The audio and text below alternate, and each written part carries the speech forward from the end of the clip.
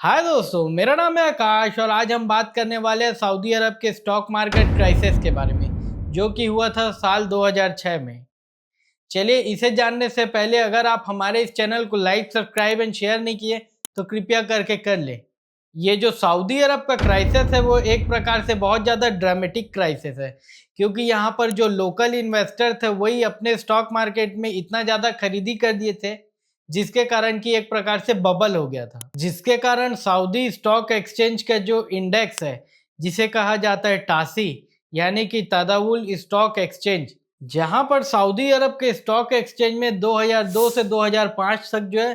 500% का गेन आया और 2005 के खत्म होते होते 100% और चढ़ गया ये स्टॉक मार्केट।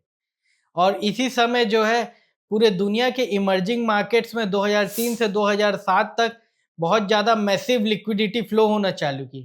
बट सऊदी अरब के स्टॉक मार्केट की अगर आप बात करें तो वहाँ पर लोकल्स को ही अलाउ था बाय करने के लिए। अगर आप कुछ एस्टिमेट्स की माने तो सऊदी अरब का जो ऑयल एक्सपोर्ट का रिवेन्यू था 1998 का, वो लगभग लगभग 35 बिलियन डॉलर का था, जो कि 2006 तक बढ़ के हो गया था लगभग 200 बिलियन डॉलर के आसपास, जिसके कारण कि मैसिव जो है पैसा आ गया था सऊदी अरब के अंदर। और सऊदी अरब की गवर्नमेंट जो है यहाँ पर रिफॉर्म भी कर रही थी, जो कि अपनी पब्लिक कंपनियों को धीरे धीरे करके प्राइवेट कर रही थी, जिसके कारण कि उसे जो है स्टॉक मार्केट में सऊदी अरब के लिस्ट किया जा रहा था। और ये सारी चीज़ों को देखते हुए जो है दूसरे गल्फ की कंट्री है, उन्होंने भी अपने यहाँ जो है प्राइवेटाइजेशन चालू किए अपने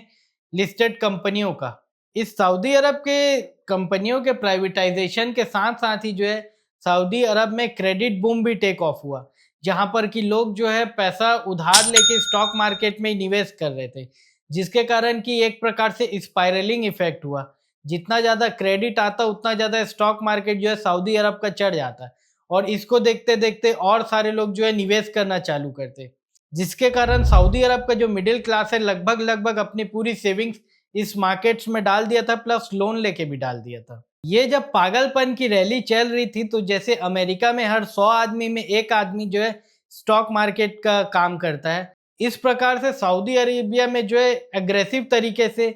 लोग निवेश करना चालू किए, जहां पर कि हर 5 में से एक व्यक्ति जो है सऊदी अरब में अपना पैसा इन्वेस्टिंग कर रहा था।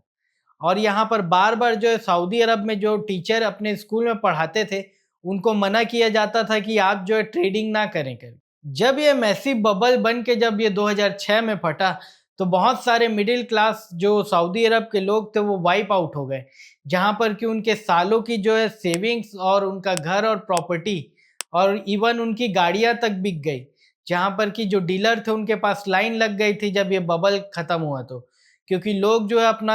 घाटा को भरपाई करने के लिए जो मिल रहा था उसको बेच के पैसा लगा रहे थे। और जहां ये प्राइवेटाइजेशन का रिफॉर्म और अनदर गल्फ कंट्रीज में हुआ रहा था, तो 2006 में जब सऊदी अरब में क्राइसिस आया तो और सारी कंट्रीज जो है गल्फ रिलेटेड थी, जहां पर लोकल इन्वेस्टर को अलाउ किया गया था, वहां पर भी मैसिव सेल ऑफ देखने को मिला। जिसके बाद सऊदी अरब की जो स्टॉक मार्केट की रेगुलेटर है, जिसे कहा जाता है कैपिटल मार्केट अथॉरिटी, उन्होंने अपना जिम्मेदारी लिया और उसके बाद कई सारे जो फेक न्यूज़ वेबसाइट पोर्टल थे उसको बंद किया, और इनसाइडर ट्रेडिंग जो हो रही थी उसे भी बंद करने का काम किया। जनरली ऐसा देखा जाता है कि सऊदी अरब की मार्केट को फॉरेन निवेशक ज़्यादा अट्रैक्टिव नहीं समझते हैं,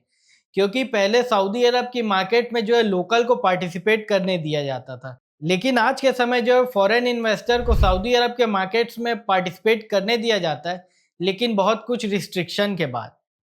जिसके कारण कि फॉरेन निवेशक के बीच जो है सऊदी अरब का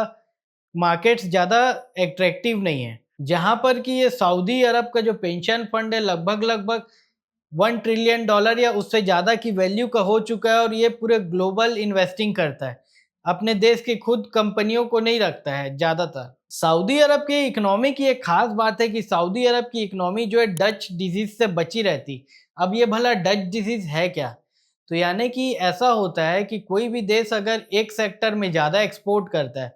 तो जो करेंसी है उसकी वैल्यू बढ़ जाती है, जिसके कारण कि दूसरे सेक्टरों में जो है उसके प्रोडक्ट और सर्विस फॉरेन विदेशियों लोग के लिए या ग्लोबल एक्सपोर्ट में कम्पिटिटिव नहीं हो जाती। लेकिन यहाँ पर सऊदी अरब में एक खास बात है कि यहाँ पर जो है ऑयल का और पेट्रोलियम का ही सेक्टर है,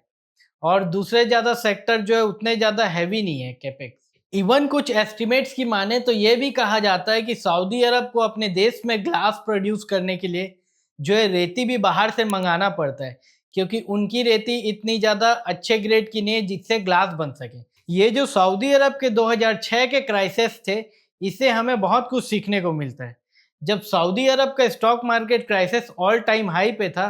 उस टाइम पे निवेशक जो है बिना किसी वैल्यूएशन को देखते हुए शेयर खरीद रहे थे, जो कि ये गलती हमें पूरे दुनिया के मार्केट्स में ऐसे नहीं करनी चाहिए। और सऊदी अरब की गवर्नमेंट जो है शॉर्ट को अलाउ नहीं करती थी।